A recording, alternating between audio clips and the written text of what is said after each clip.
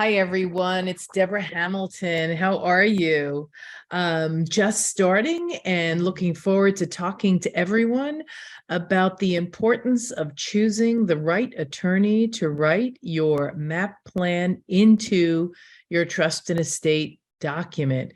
I have to tell you, this is probably the most important piece of information and skill that we can get, because most attorneys do not necessarily get the fact that you need to have a plan outside of your will to take care of your pet if you're short-term, long-term, injured, sick, disabled. So when you're choosing your trust and estate attorney, you have to ask these three questions. The first one is that you want to make sure that your attorney understands how important your pets are. Thanks, Susan. I'm going to check in a minute, Susan. My wonderful community is here, and I'm going to check in with Susan and Kieran in a minute. I just want to set us up for the MAP discussion of today, which is how to choose an attorney. It's very important. Your attorney needs to know that you want something more than putting a sum of money aside for your pet in your will. You want your attorney to know that you want something more than just appointing one person as the caregiver if something happens to you. Because as we talk about every week here, the one person might not be available to take care of your pet. You need redundancy. You need to use people who know what it is you want done with your pet. And the publishing part of your directive includes the fact that these animals have a life that you want to preserve for them. So I am stressing to everyone tonight on the MAP plan, we have a make a plan, appoint caregivers, address the needs of the pet, publish. Well, when you're publishing, you're also putting it together. So make sure that you have found an attorney who is going to allow you to write the MAP plan into your program is key. And that is not necessarily easy to find. So when you create your MAP plan, you are creating this document that by reference should be in your will. And it should be in your pet trust. Some attorneys may not understand that process. The reason I make the MAP plan is because I want to make sure that you can update it in the leisure of your own home. When a pet passes away and you acquire another one, or if you have a group of puppies, or if you are watching somebody else's dog, or somebody's watching your dog, the document is a living document, and so will change with your needs. If you have to update your estate plans when you change your pets, or your pet's care changes, that can be expensive. So if you get an attorney who understands your needs with your pet and will create a document that will refer to the most current MAP plan, because you want them to use the most current MAP plan. It is on you, up to you, so important that you get that updated MAP plan to your attorney every time you update it. Because if you want your attorney, he or she, to know what you want done with your pets, it is up to you to fill them in. It's not up to them to chase you down to make sure that they know what you want to do with your pets, if their medication is changed, if you've gotten another pet, if your caregivers have changed. Not up to the attorney to do that, but it is up to the attorney to work with you and put the reference to the MAP plan in your trust and estate documents so that money can be available short term if you have a sickness or an injury, and long term if you pass away and then the dog goes somewhere else. So that's what I wanted to start out with this evening, because it really is important to find an attorney who understands your needs. And as I always say to all of my people here who come to my wonderful community meeting, I am always here to speak to your attorneys. If you have one that scratches their head and says, I don't understand, have them call me, because quite frankly, most trust and estate attorneys don't get how important our pets are to us yet. Some of them do. And I'm looking for them, and I'm going to have them as guest speakers here for like 10 minutes coming up in a few weeks, because I'm reaching out to a lot of my trust and estate attorneys. I also spoke to a gentleman who has a dog tag. He's a member of Kieran and my Rebound Dog group, who has a dog tag that's sort of like the machines that you scan your credit card with your phone, you just hold your phone over. Well, these tags are like that too. And I said to him, I think they're great tags, except for people like me who never scan their phone at one of those pay things. They pull their card out and maybe hold their card over it, but never just use their phone. So, there's a learning curve there.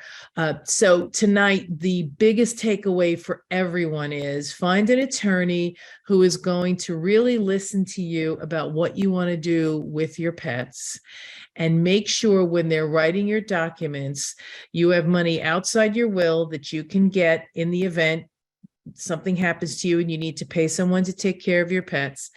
You need to make sure they put something in your will so that, God forbid, you pass away, there's more money there to take care of your pet. And you want them to put in all of your trust and estate documents the reference to the MAP plan, because it is so important for them to know that you have this plan that you're updating. And as a final caution, make sure you update your MAP plan at least every year. I'd like every 6 months, but I can hardly get people to write MAP plans. So it's not necessarily going to be every 6 months, but at least every year, because the dog's needs change, your needs change, your caregiver's needs change. So you need to update your MAP plan, and that new MAP plan has to go to that trusted trust and estate advisor so they can keep it in your file, so that when it's needed, it's not the 2020 MAP plan, but the 2022 MAP plan. So now I'm going to check in with everybody. Susan, I know you're short term. How's everything going? It's been a little bit interesting. Maggie's been a little bit more receptive to some discipline. I'm using the Reggie, and recently I've started saying to her when she misbehaves, "Bad dog," in a really forceful, and she's been responding to that. Well, good. If you're finding some good language, I mean, every trainer in the world will always tell you never to say bad dog, but if that's working for you, since it's such a long time, use whatever you can. Yeah. I mean, I don't know why I didn't do this before, but, I'm actually trying to do as much good dog as I can. Yep. So, like, if I say bad dog, she'll come over to me and sit down, and then I'll say, good dog. Yeah. Good. Because she knows, or she wants to be told, that she's a good dog. Good. Of course she does. Of course she does. So that's a great breakthrough. Congratulations. Thank you. That is wonderful. I'm so glad for you. Yeah. So Kieran, I know you were next, but I think you have a lot to tell us. So I'm going to save you for last. Is that okay? He's gone. He's there. Maybe not. Jan, how's everything going? Good. Everything's fine. Thanks. Shanka is good. How's his anxiety? We're actually going to the vet on our holistic vet on Friday, just to speak to her and find out if she has any thoughts. And she does a few other things like emotional free, like EFT and tapping and a whole bunch of stuff. So we'll see how it goes. I mean, so, we have our good days and our bad days, like everything. I know. Don't we all? Okay. So Connie, how's everything going out in California? Well, we actually got over an inch of rain the past 2 days, which is fabulous since it does mitigate some of our drought.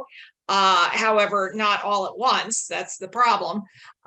In fact, there was a countywide flash flood warning when it only should have been confined to a small area. So, everybody in the county was being told to shelter in place.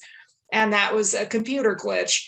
But of course, it brings up the fact that we are living in a disaster zone ubiquitously. So, we always have to stay vigilant. Other than that, everything's fine. We're going to obedience class tonight with muck boots on and very heavy jackets and gear. So it's actually cold here for a change. Yay, how good is that? We'll have a great time, and we'll be looking forward to hearing about it next week. Kaylina, how are the puppies? How are you doing? Evening, everyone. I am doing good. The puppies are doing well. Had a little bit of a scare tonight. Had to take one of them to the emergency vet, but all is fine. Turns out he just drank mom's milk too fast and it went down the wrong way. Yeah, it's funny how that happens. So you'll Yeah. have to send us some pictures of the little beagle puppies, or turn on your camera, but that's fine, because we love to see puppies. And what are they? They're 3 weeks old now, right? They're 5 weeks old now. Wow. Maybe you can see them. Yep. There we go. see. We have 3 Oh, sleeping. look at those babies. Oh, look at the tails wagging. Move your heads up. Oh, they must have just eaten. Yes, they did. Yep. And the one whose butt is closest to the screen is the one that just came back from the emergency vet. No, because he was a little He's Gavoni. doing fine. He got up, he woke up, and he was like, I'm great. So now I'm gonna run around and terrorize everybody. And that's good. We like terrors. Terrors are good. Yes. Oh, look at the baby. Look. And this one is Boo. Say hi, Boo. Hey, Boo. You're on international candid camera, buddy. Nice to meet you. I love the marking on his shoulder, the little heart Yes. And if they turn around, they have a little ghost marking on on their his butt. butt too. I saw that a little bit. How cute is that? Yeah. Well, it's so good to see you here tonight. Everything else okay? The mom looks good too. She looks like she's getting a little rest. Yes, she is. And she's eating. Oh, okay. And she's eating their food and her food and everybody else's food. So she's good. Yeah, I And know. everything else is good. Perfect. Great. Well, we're so glad you're here. So we're going to continue on. So I started the program by saying picking an attorney. And I want to know with everyone whether or not, A, you have an attorney for trust and estate, because the MAP plan is really good and it can take care of your pets, but you really should have a plan for yourself too, which means that, I mean, you can go to LegalZoom and do your own trust and estates thing, but it always is better. I always say it's better to find a trusted trust and estate attorney, because if any questions ever come up regarding the care of your pets or regarding your MAP plan or regarding anything having to do with your trust and estates, it's always best to have someone who was contemporaneous with your decisions when you made your plan. This is what Jan wanted. She sat in my office and she said this, or she was on Zoom and this is what she said, and this is the document she provided, so that if anyone ever has questions about how your trust and estate plan is, written or how it's distributed, you have someone contemporaneous in time to know exactly what you said, what you were feeling. Sometimes, especially if you have distant family who like to be able to know what you're thinking when they haven't spoken to you for weeks or months or years, you can have someone there who says, no, that's not exactly what they said. They said this, and this is why they said it. And here are my notes in their file that they said this on such and such a date. Because unfortunately, sometimes in trust and estate, the meaning of what you say may not be as clear as you'd like when push comes to shove. And if you've worked with an attorney, then they will be able to clarify what you wanted done. When you work with an attorney, as I said, make sure they are so pet aware and friendly. Not that the pet should come into their office, that's not what I mean, but making sure your attorney knows that you want something more than, care if you are to die, because we're here tonight, because all of us know dying is only one thing that can happen to you that will affect the life of your pets. We have all the D's. In fact, Kieran, who I was going to go to, but he left me a little note in the chat that says he can only listen tonight because he's in France and he's staying with friends and it's the middle of the night there. So he is being very considerate of his friends. And so I am very considerate of him being considerate of his friends. But he has this wonderful book and he also has this wonderful program. And he sent me wonderful templates where he has included most of the MAAP plan templates with attribution. So it's not like he's plagiarizing, no, with attribution. So everyone who reads the book, when your child asks for a dog, let one-eyed Leo lead the conversation. When they get that book, they're going to get the ability to learn how to take care of their pets long-term, short-term. So for me, it really makes a lot of sense. And Kieran said he'll be able to get back to us next week and tell us more about it.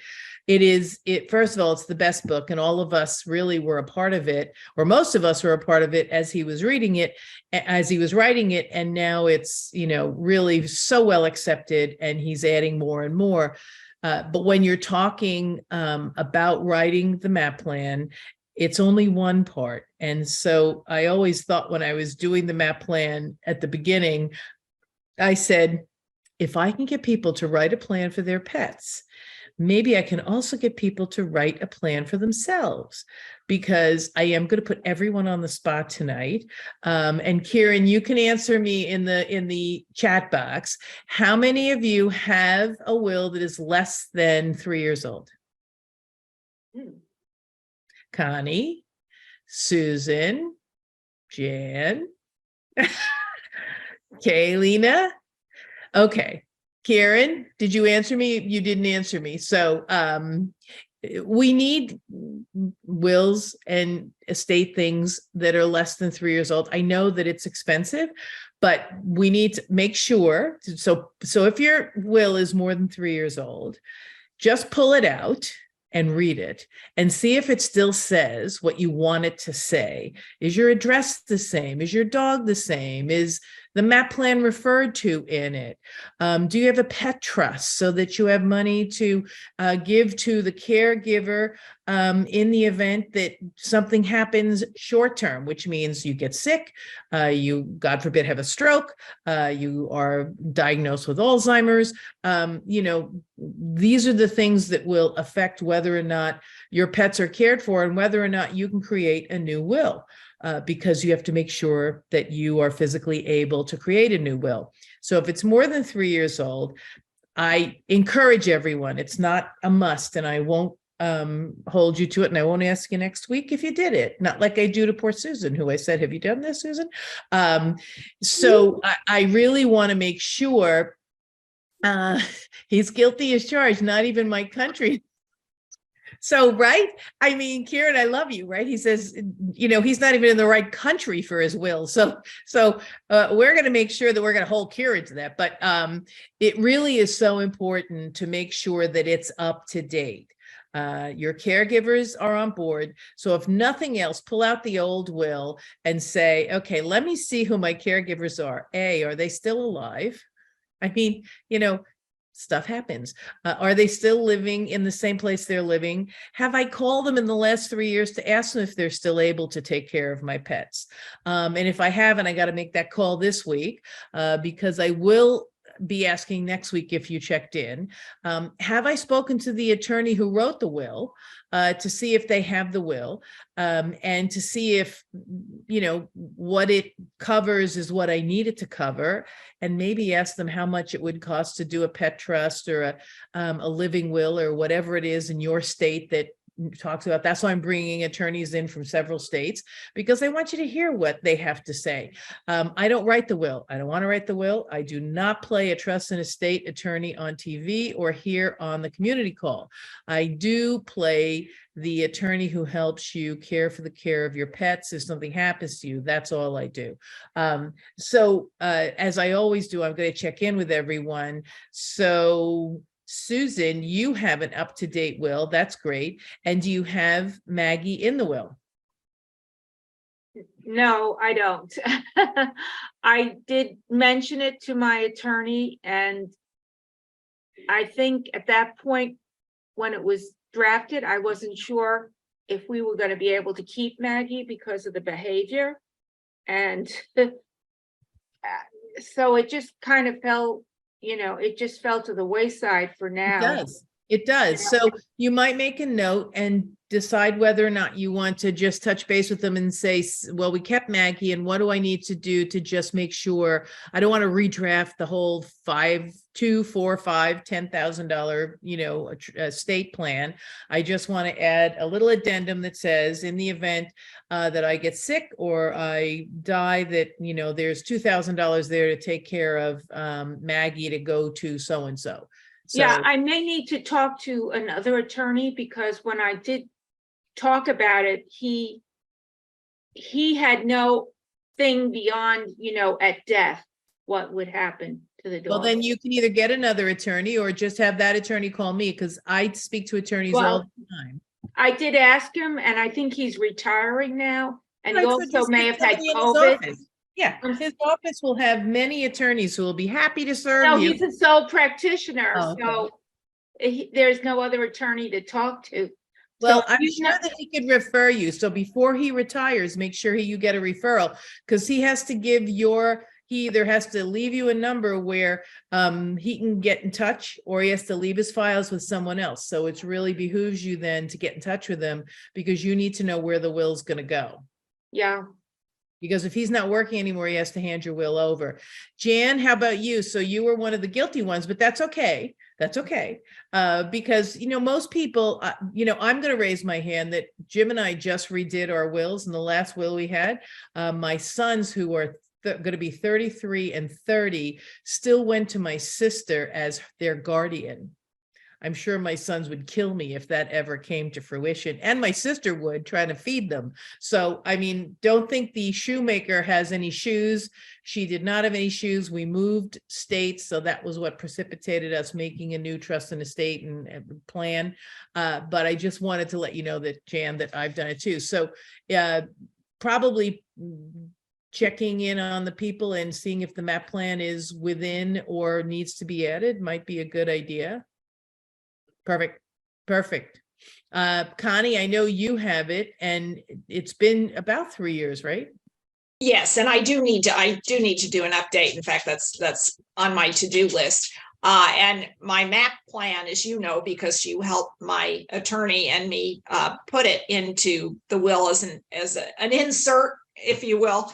I do have to update that because one of my friends, who is caregiver number 2, has a consulting firm that is just taking off, and so is she. We never know, what city she's in these days. I find out on my Facebook page. But anyway, she is, really not able to take on any more than she's never home. Right. So at any rate, I have to put in, a new number 2 to replace her. So that is on my to-do list as well.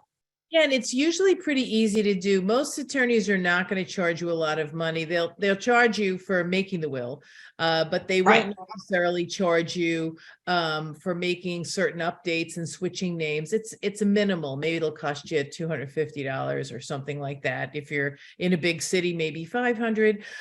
But they really do want to make sure that you keep in touch with them, and they should really keep in touch with you. However, as Connie said, best laid plans of mice and men, it's on our to-do list, and as attorneys, we don't necessarily do that. Kaylina, do you have anything written down for the dogs?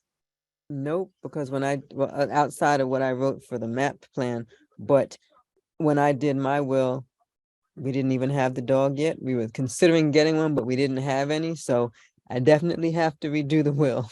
Yeah, well, just call them up and say, are you still living in the same place? If all the terms are the same, if you take it out and read it and all the terms are the same, just say, I'd like to just add an addendum for, my pets, both one that would be triggered upon my death, and then one that would be triggered if I'm not dead yet. So the attorney, and if the attorney has any issues, of course, never a moment to, I will be happy to help you, help them understand what you mean. Because sometimes, you know, they're not us, so they don't understand the need for us to have peace of mind. So that's something that's really, really important. So I don't want to leave 647 out. If you want to, yes, Jan. I had a question, but if you want to Sure. go to, No, that's fine. I'll go to 647 in a minute. I wondered if you had a will and the will is out of date and you do a new will, do you have to do anything with the old will? Like if you have a copy No, of it? because the top of the will says something to the effect, again, I am not a trust and estate attorney. I do not play one here. But at the top of the will, it always says something to the effect that on this date, this is my current last will and testament.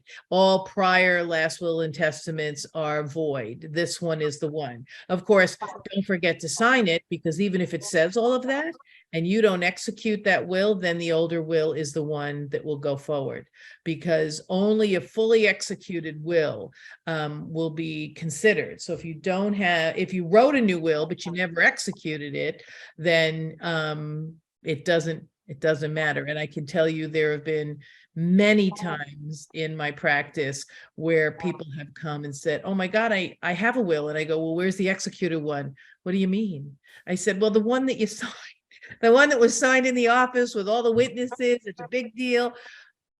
Oh, no, we didn't do that to this one. We did that with the last one. I said, well, then the last one's the one that is still legitimate.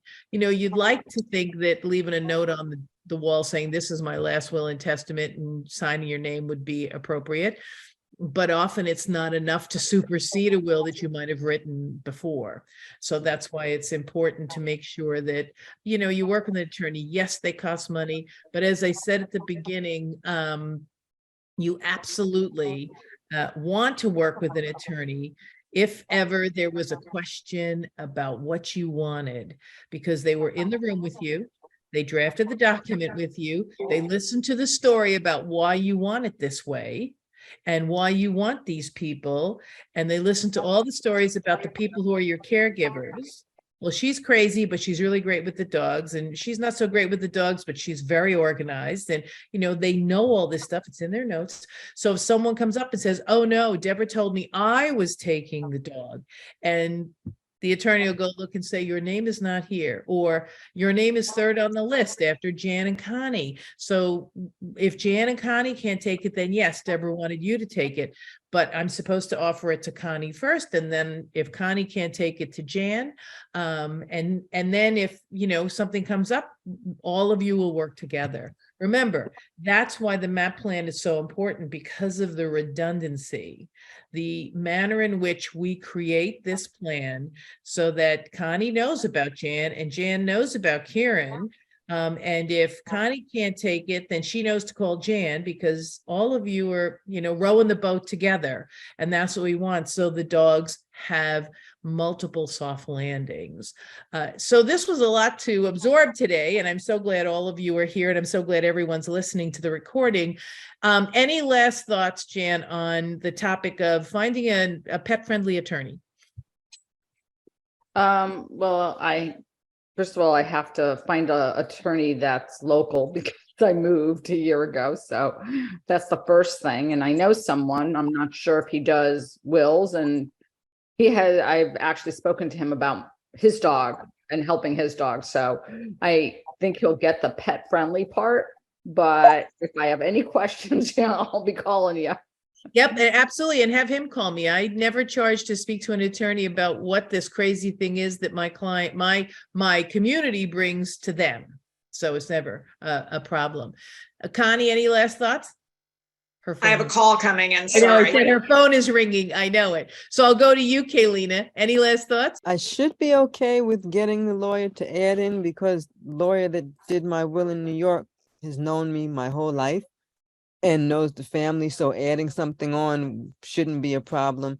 The lawyer we have in Bermuda, he's really good with everything. So if I sit down and talk to him, he should be fine with adding in, because he would want to help me get the dogs out back up here. So Yeah. shouldn't So- be a problem. Absolutely. And you want to make sure you have a lawyer there and here God forbid you're in a different place. So they at least have to have colleagues. So maybe he knows someone, the Bermuda attorney knows someone, or the New York attorney knows someone, or at least get them to know each other, because you want to make sure if the dogs are in Bermuda, the New York attorney knows who to call. And if the dogs are in Bermuda, the Bermuda attorney knows who to call, because it makes it so much easier if we set up the communication easily. Ask the lawyer if he owns a dog. That's a great question, Karen. Yeah. I mean, ask the attorney if they own a dog. And if they do own a dog, tell them to come to the MAAP community, because they need to know what they need to know, right? Because they just think, okay, I can tell you that when I speak at Trust and Estate Bar Association meetings, I ask them, how many of you have a plan for your pet that kicks in if you're not dead yet? And you could hear crickets. Nobody has a plan. Nobody does this because they don't really think, as most of us do, that they're not going to outlive their pets. But I have to tell you that recently we had a wonderful girl in the dog show world who passed away. She was 32. And she had a lot of dogs. And, her mother is there and her sister is there, and, they're going to take the dogs. Well, wouldn't you like to know? I mean, I'm sure her mother and her sister know about the dogs, but, as we talked about when our, former president of the ISCA passed away, she didn't have any real notes on who to go. And she didn't have a sister or a mother. She had a brother, and all the Irish setter people came in, took the dogs, and he didn't know the Irish setter people from a hole in the sidewalk. So it was a little disconcerting to them. So you really want to make sure that you're transparent, that you have a plan. Your dogs and cats and birds and horses and fish and reptiles are, really relying on you to make sure they're going to be okay. So Connie, any last thoughts now that they're not ringing your phone? Oh, sorry about that. That's no, it's fine. Timing is always a marvelous Perfect. thing. No, I just think that the MAP plan is absolutely, essential, especially if you live alone. Yeah. And even if you have family members who are in your will and are very aware of your animals, and it's all spelled out still. As you say, it's what if you survive? What happens to your dogs if you're in the hospital, as an example. Yep. So at any rate, I would urge everybody to do that. Yeah. So Kaylina put in the text that that happened to an older beagle breeder, but thank goodness for breeders in her generation knew her and their wishes and took care of the dogs and got it sorted out. Yeah, that's what we did for Jan. We sorted it out. However, we didn't know two things. One was we didn't know who she'd prefer to have the dogs go to, if she'd even made a plan. And we didn't know the idiosyncrasies of the dogs, right? We didn't know. We didn't address the needs of the pet. We didn't know who needed medication. Some people knew that one of the Irish was a fence jumper. So that was something that had to be told to the person who was going to take that dog. And in fact, she was in a crate and everybody was worried she was out in the pen and had gone, but they found her. So these are things that it's all, I always say it's a double-edged sword with breeders, because we all think our friends will come to the aid of their countrymen, which, as Connie and Kaylina will say, yes, they do. They absolutely do. But are they the people you want to take your dogs? And do they know what you want to do? We've spoken before about, will you do extraordinary things if your dog is ill to keep them alive? Or would you like them to have a quality of life? And when their quality of life is compromised, you want them to be put to sleep. Maybe they aren't totally paralyzed yet, but you want to make sure they don't get there. Well, if nobody knows that, then they're not going to know that you'd like to, err on the side of having them go happy and running through the fields, as opposed to waiting until they can't. These are things that you talk about and we talk about in the MAP plan workshops, which in 2023, we'll be having a new one at the end of January. So look for the notices on that, because I think it's about time I put it together so people can actually come and do it.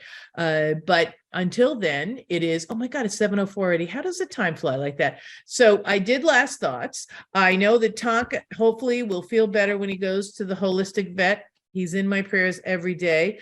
The Beagle puppies are just so cute. I do want to steal one. However, my Irish setter is a little jealous of everyone. Connie, it's of course great to see you. Whoever is 647, we are so glad you're here. We're hoping this discussion about how to choose an attorney was a good one for you.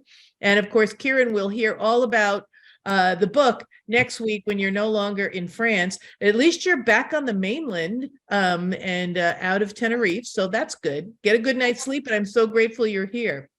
And until next week, it's Deborah Hamilton, Hamilton ADR, North Carolina. And of course, the MAAP community, who I love. Please call me or text me or write me for any questions you might have. And don't forget to listen to the latest episode of Why Do Pets Matter, my podcast. Until next week, take care.